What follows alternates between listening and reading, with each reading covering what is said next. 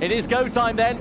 Lights on, and we are ready to go racing. The Manufacturers Series final here at the Circuit of Barcelona, Catalunya is underway, and it's Renault that get away, predictably, of course, very well indeed. Aston Martin there in second position. Will the gap come down before they reach that first corner? It's a very crucial overtaking opportunity. Is anybody going to think about a move? Renault go defensive down towards turn one. Watch this Aston Martin down the straight here in the slipstream, and Nissan too, both fairly quick in the straight line, but Igor Fraga really struggling there to get out of the last corner, and the Mitsubishi absolutely glued to the back of that GTR, but it doesn't matter. Look how fast the GTR is in the straight line, and here comes Aston Martin round the outside there of the Renault, drives past like it's standing still. Nissan wants to go as well, dives to the inside of the Renault, and just like that, the Renault loses only one position, but hang on, what happened there? Nissan got a little bit sideways coming out of T1, and Mitsubishi on the soft tyres just goes flying through. Thank you very much, he says.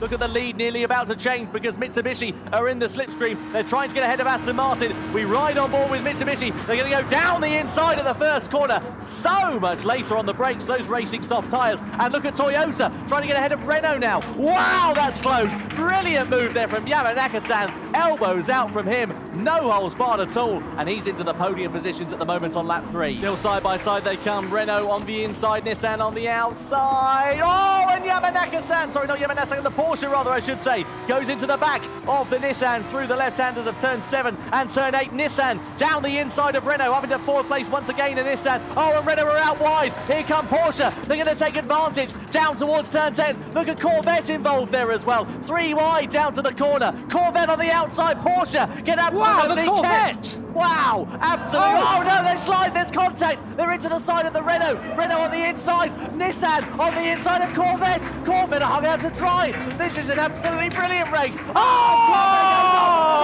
Nissan goes off. Mercedes-Benz are off as well. Absolutely huge drama on lap number 3. Well, that was fantastic. Let's have a look and try and piece together what happened here. So you've got 3 wide going in there. You've got Renault on the inside, Nissan on the inside now of Corvette, Porsche in the background there as well. And it was just a concertina effect, I think, really, just running out of room.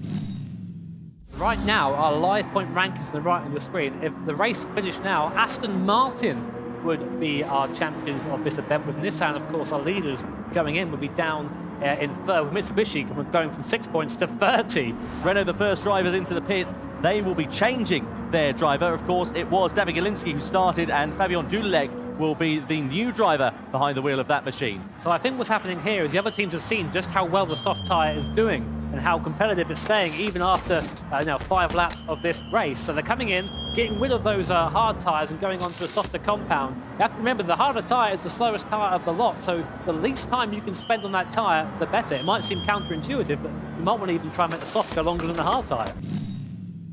Mitsubishi, surely they're going to be hemorrhaging grip now. It's going to surely have gone off a cliff. It's 4.6 seconds, though, that they've got over to Aston Martin. This is absolutely inspired from Mitsubishi. If they hadn't had such a difficult time in the previous races there, Jimmy, they're going to be ruining, really, what might have been. We saw how fast he was earlier in the Group 4 Nissan. Can you repeat that result today in the Group 3 Nissan? Corvette lunging to the inside of the Mercedes. Caught the Mercedes driver napping, I think, and went straight through. He just did not expect that whatsoever.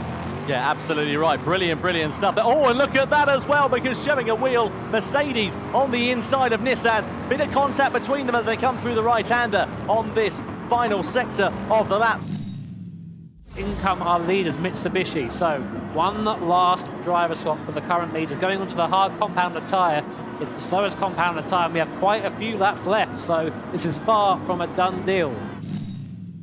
That gap has come down from 10 seconds to 5 seconds after the pit stop. The Aston Martin is absolutely flying at this point, as we expected, on that softer compound of tyres.